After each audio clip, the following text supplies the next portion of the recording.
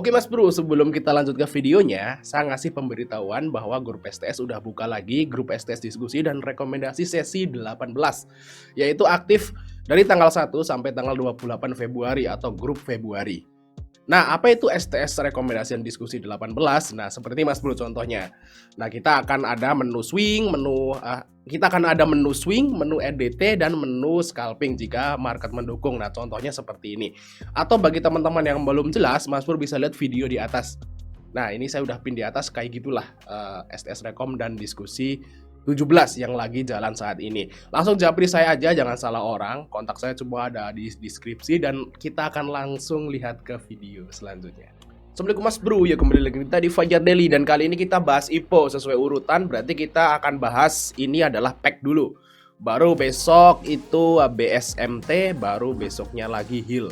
Terus yang ke atas tentunya. Nah, kita lihat aja pack dulu teman-teman. Nah, pack ini adalah PT Solusi Kemasan Digital Tbk, sektornya industrial, periode billingnya tanggal sampai tanggal 17 Oktober kemarin. Nah, di sini rentang harganya adalah 100 sampai 162. Nah, IPO ini sangat unik, berbanding terbalik dengan IPO-nya FWCT. Nanti kita akan lihat deh ya di evaluasi. Oke, kita langsung lihat aja ke prospektusnya. Oh ya, sebelum ngomong ke prospektus, saya akan ngasih intro dulu bahwa perusahaan ini adalah perusahaan kemasan, yaitu sesuai dengan namanya Solusi Kemasan Digital. Jadi dia itu memproduksi kemasan-kemasan plastik untuk snack. Nah, seperti itu guys ya, itu intinya. Nah, kita langsung lihat aja ke bagian prospektus di underwriter. Nah, ini UE-nya adalah NH Korindo. Dan NH Korindo belakangan ini kalau ngipoin saham itu lumayan bagus ya. Yang terakhir adalah Wayne dan Elite. Nah, coba kita lihat Wayne dan Elite. Ini yang terakhir banget guys. Karena NH Korindo ini sering banget ya ngipoin saham. Sering banget. Jadi banyak banget saham-saham yang udah diipoin oleh NH Korindo. Dan kita lihat di sini 1 2 3 4 kali naik, guys. Jadi lumayan luber di Wine. Terus Elite. Ini juga NH Korindo juga XA. Elite juga mayan ya. Walaupun hari pertamanya di bawah hancur, tapi tetap aja di hari pertama ini udah cuan kalau IPO Hunter. Nah, nanti di hari keduanya di bawah naik 2 kali. Jadi lumayan lah daripada yang lain kan seperti itu Wine Elite. Nah, terus untuk yang lebih lama lagi itu adalah IBOS. Kita lihat IBOS. IBOS di sini kita lihat tetap naik ya. Ini kan akselerasi naik 2 kali arah. Terus ini dia guys. Ya, di sini ada Siko. Siko bagi dulu, Siko. Kita cuan kemarin di Siko guys.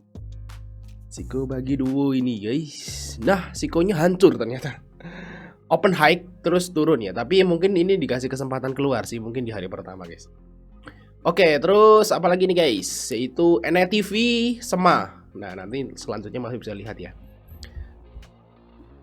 Di sini NETV. Wah, NETV arah berjilid-jilid ya. Semakom di sini. Oh, juga arah 2 kali. Jadi lumayan lah kalau XA ini kalau win lah untuk belakangan ini. Tapi ya Mas Bro tetap harus hati-hati lah. Karena XA ini enggak ngarah berjilid-jilid, cuma net TV doang waktu di pom-pom itu ya. Yang lain sih ya cuma arah sekali 2 kali habis itu anjlok gitu.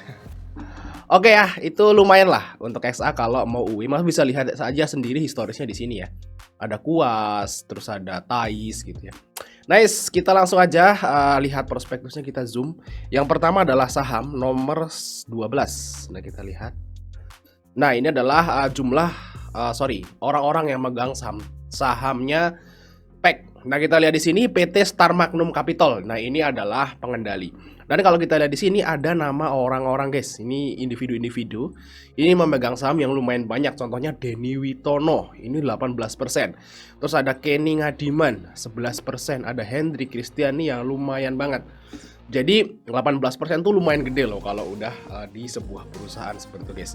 Nah, ini harusnya ada locknya. Nanti coba kita lihat ada locknya nggak. Ada ternyata nomor 17 teman-teman. Nah, ini saham yang ditawarkan ke masyarakat adalah 20%. Kita lihat nomor 17. Ini harusnya ada locknya. Kalau seperti ini ya. Nah, kita lihat di sini pembatasan atas diterbitkan sebelum penawaran umum. Sesuai dengan peraturan bla bla bla yang dilakukan penawaran jangka waktu 16 ya, Penaumuan dilarang untuk mengalihkan sebagian atau seluruh kepemilikan saham sampai 8 bulan setelah pernyataan efektif. Jadi di lock 8 bulan teman-teman. Nah ini dia ya orang-orang yang ada di di sini. Nah ini di lock 8 bulan. Jadi aman ya. Nah kalau nggak di lock bisa bahaya ya. Karena harga mereka itu jauh-jauh di bawah harga IPO ya. Kalau nggak di lock langsung guyur ya, walaupun sampai ke harga Rp1 maybe seperti itu teman-teman. Nah, terus kita lihat di sini bagian dari penggunaan dana yaitu nomor 18. Nah, ini rencana penggunaan dana hasil dari penawaran umum teman-teman. Yaitu sekitar 21% ya, persen digunakan untuk CAPEX ya, untuk guna pengembangan sistem informasi teknologi Flipback bla bla bla dengan jangka waktu 4 tahun serta mulai mengerjakan tim software development setelah bla bla bla. Sekitar untuk modal kerja ya. Pokoknya untuk modal lah ya. Dan di sini aneh nih guys. Yang 21% itu aneh. Untuk apa nih? Mempermudah proses pembelanjaan melalui web portal, membantu calon pelanggan memperoleh produk yang tepat, membantu ini bisa ini guys ya. Untuk pengembangan sistem informasi teknologi. Nah kalau kayak gini nih kita nggak tahu ya, dana untuk mengembangkan sebuah teknologi. Nah itu kan bisa dibuat ngarang juga, kita nggak bisa istilahnya nggak bisa protes gitu ya. Nah itu mungkin duit nguapnya di sini guys, duit nguapnya di sini ya. Yang dana kita yang buat beli IPO ini akan nguap di sini, yang kita nggak tahu ini buat apa, nggak jelas juga. Gitu ya.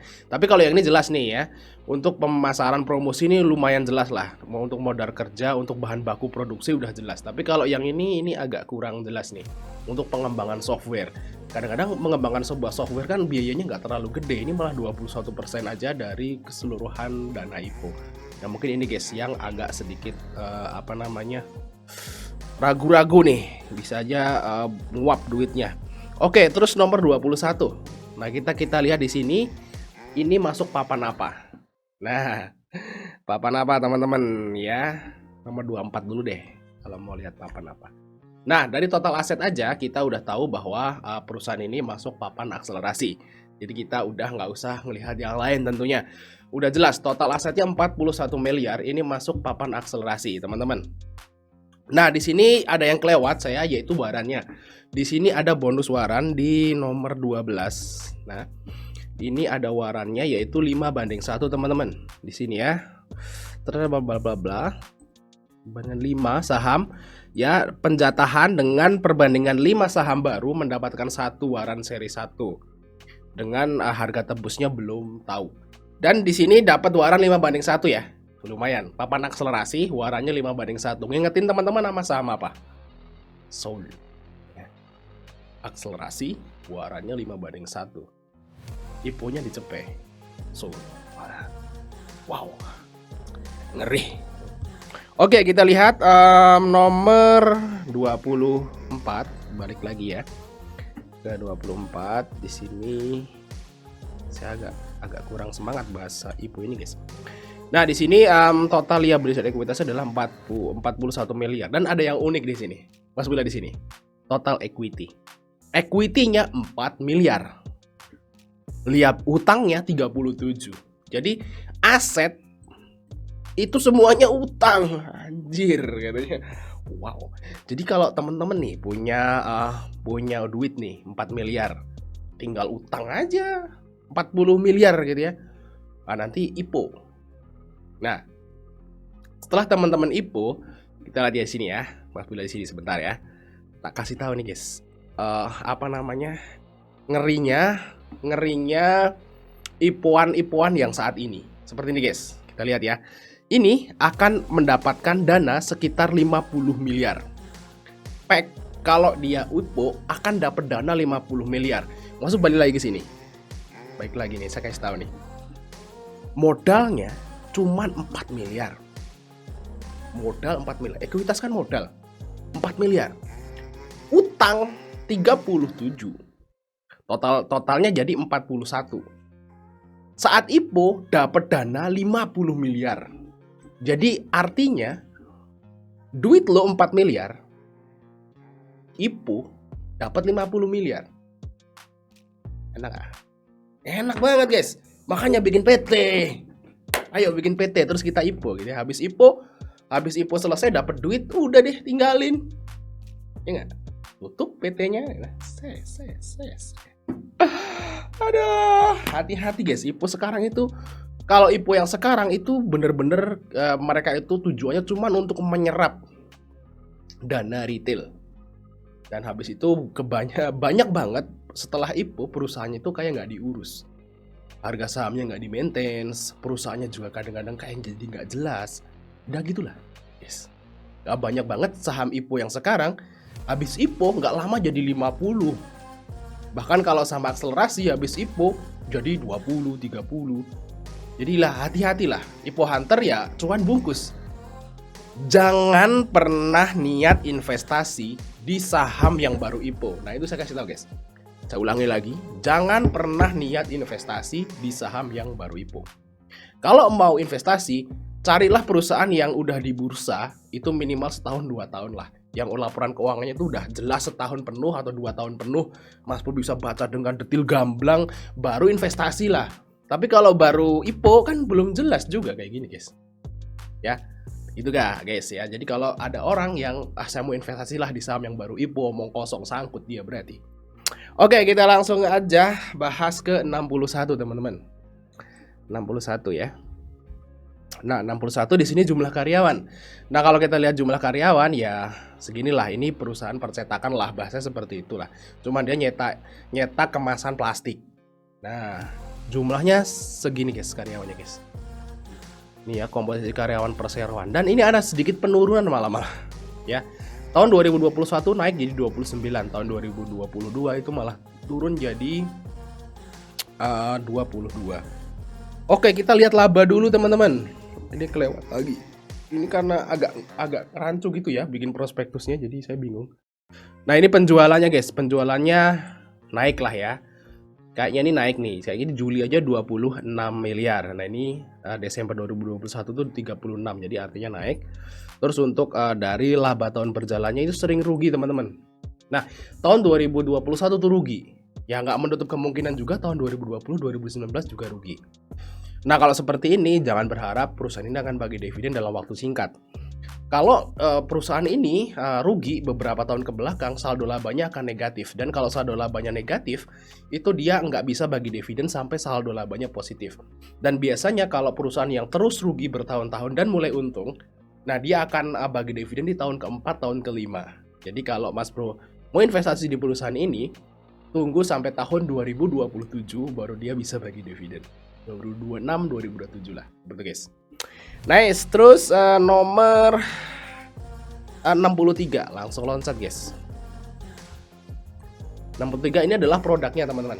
Nah, ini bukan produknya ya, dia hanya mencetak kemasannya sesuai pesanan. Jadi misalnya ayamku nugget.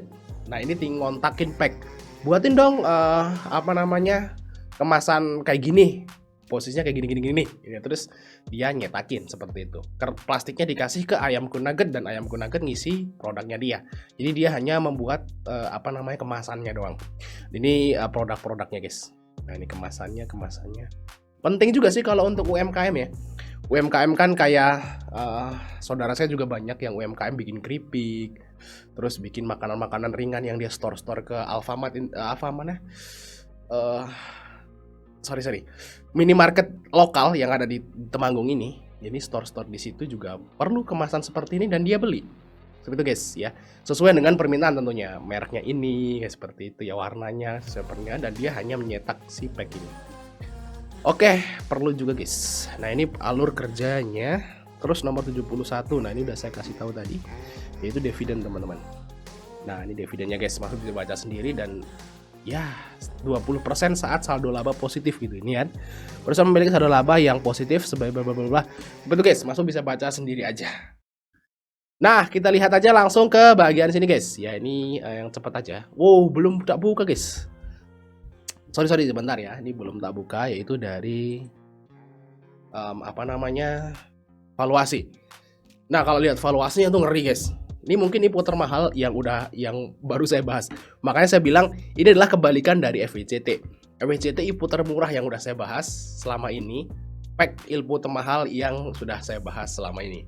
Dengan harga 110 itu harga bukunya 3,4. Artinya saat dia listing di harga 110, PBV-nya udah 32 kali. Harga bukunya meng 3, teman-teman. Dan saham akselerasi itu bisa dijual di bawah 50. Nah, berarti harga wajar pack berapa? 20, 15. Nah, hati-hati teman-teman. Kayak waran nih. Oke, terus untuk pairnya itu 191, tinggi sekali. Apalagi kalau deal 162, ini ngaco nih guys. Kenapa harganya 162? Kalau 162 berarti pairnya 282. Dan untuk BBV-nya itu jadi 47 kali edan gimana ya. Oke, untuk DER-nya di sini 1000% teman-teman. Lihat aja ya. Hutangnya 37 miliar. Equity cuma 4. Wah, ini ribuan persen DER-nya guys. Ngeri ya. Udah mahal, DER-nya tinggi. Dan jadi gini guys ya, ini valuasinya itu sangat gak menarik ya. Dari valuasi udah sangat gak menarik. Dari papan juga nggak menarik. Tapi bisa aja loh saham seperti ini malah digoreng. Nah, ini bisa out of the box ya. Mas Pur berpikir yang lain juga bisa. Kadang-kadang saham yang dihujat, yang dibenci, yang dianggap ini saham sampah dan jelek lah, itu bisa aja loh ini malah beggar. Nah, jadi kesimpulannya gimana? Kalau kesimpulannya bagi teman-teman yang fighter, ya assassin, yang suka di garis-garis depan kalau main Mobile Legends seperti itu, belilah. Ini war dia, war, untung-untungan. Mau jadi sultan apa jadi gembel gitu kan, langsung ikut. Nah, ini jatahnya pasti gede nih. Ikut. Wah, jadi sultan sekalian, gembel sekalian gitu kan. Ikut aja. Kalau teman-teman yang istilahnya cuma support, ya pakai support, main santai, ya jangan ikut lah. Cari ya ibu lain. Kalau saya, Mas Bro, kalau saya sih mendingan, kalau saya pribadi, saya nggak dulu karena saya punya dana yang IPO yang terbatas. Jadi saya nggak dulu. Saya akan bahas saham-saham IPO yang lain baru mikirin ini beli atau enggak. Kalau saham IPO lain lebih menarik ya tentu aja. Pack ini saya akan nggak beli dulu. Oke, mungkin itu saja Mas dari kita. Jangan lupa untuk like dan subscribe. Sampai ketemu di video berikutnya teman-teman.